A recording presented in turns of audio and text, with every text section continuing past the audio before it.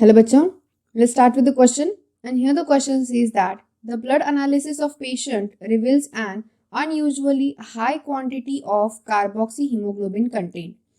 Which of the following conclusion is most likely to be correct? So the patient has been inhaling polluted air containing usually high content of.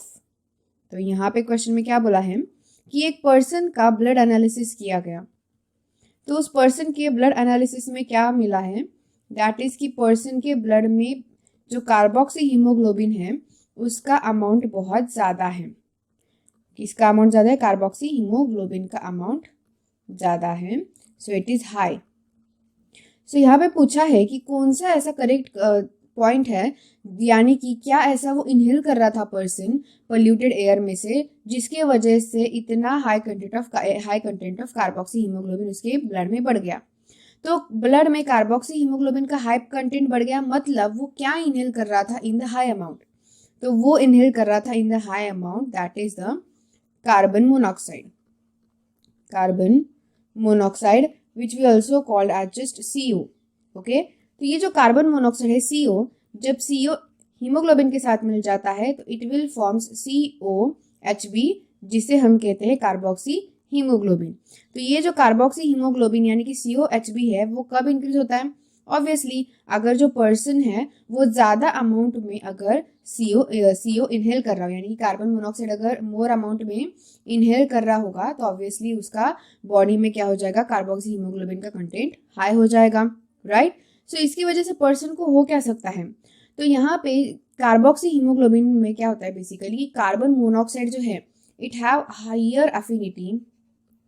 Higher affinity to bind with oxygen than bind with hemoglobin than oxygen. यानी haemoglobin भी oxygen के साथ bind करता है, right. This is the HB. अगर ये oxygen के साथ जैसे नॉर्मली बाइंड करता है तो HbO2 होता है, राइट. तो यहाँ पे HbO2 होना इज अ गुड थिंग, जो कि ऑक्सी हीमोग्लोबिन है. लेकिन ऑक्सीजन से भी ज्यादा एफिनिटी कार्बन मोनोऑक्साइड की है to bind with the haemoglobin. ये 200 टाइम्स फास्टर बाइंड कर सकता है विद द हीमोग्लोबिन, यानी कि ऑक्सीजन को ये बहुत इजीली रिप्लेस कर सकता है.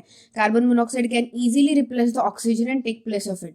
सो दैट्स वाई यहाँ पे अगर कोई इंसान पोल्यूटेड एयर में अगर ज़्यादा अमाउंट ऑफ ज़्यादा अमाउंट ऑफ कार्बन मोनोऑक्साइड अगर इनहेल कर रहा हो तो obviously it can cause a very high problem, because blood में कार्बोक्सी हीमोग्लोबिन का अमाउंट ज़्यादा बढ़ना can leads to death, we can say can cause death. So यानी कि कार्बोक्सी हीमोग्लोबिन का बढ़ना ब्लड में बिल्कुल भी अच्छा नहीं है. It can causing death to that person.